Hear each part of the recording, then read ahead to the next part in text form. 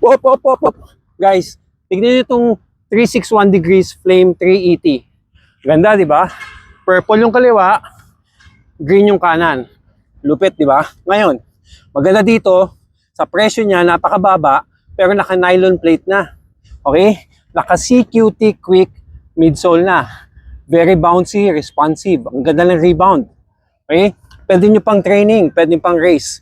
Yung mga naghahanap ng budget na nylon plate, tignan nyo yung presyo dyan sa link, panalo. Walang tatalo dito. Tignan nyo yung ganda, ang kapal ng midsole. Okay, bouncy.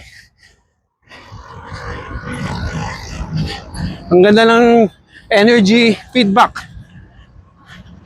Ang ganda. Okay, balance. Pwede pang slow pace, pwede pang hill. Hill land, pwede. Ito, pwede. Pwede rin pang midfoot. Yun ang maganda sa kanya. Yun ang nagustuhan ko sa kanya. Okay?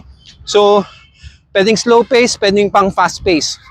Pwede nyo pang training, pwedeng pang tempo, pwedeng pang race. Okay? Ito, maganda to sa mga hindi pa ready for a carbon plate na running shoes. Kasi hindi to sobrang stiff. Balance yung stiffness niya. May extra propulsion at the same time, flexible siya. Okay, yun ang maganda sa kanya. And isa pa sa gusto ko, na pansin nyo, medyo madilim na, medyo padilim na, di ba?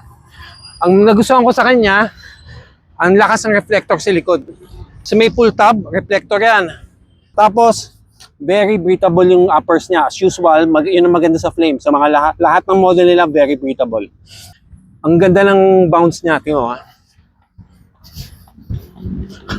Okay, heel. Mag-heel land ako ha, heel land. Okay, very gentle yung bagsak. Nababawasan niya yung vibration sa katawan natin, impact sa knees. Maganda yung rebound niya, binabalik niya agad. So maganda siya sa speed training, ang bilis ng reaction niya. Okay? So guys, pag interested kayo dito, pakiclick yung yellow basket dyan, and then madaming colors to. Ito isa sa mga pinakagusto kong combination. Green, tapos may accent ng purple sa loob, and then purple, may accent ng green sa loob. Lupit, di ba? Okay guys, thank you. Takbo na ako ha.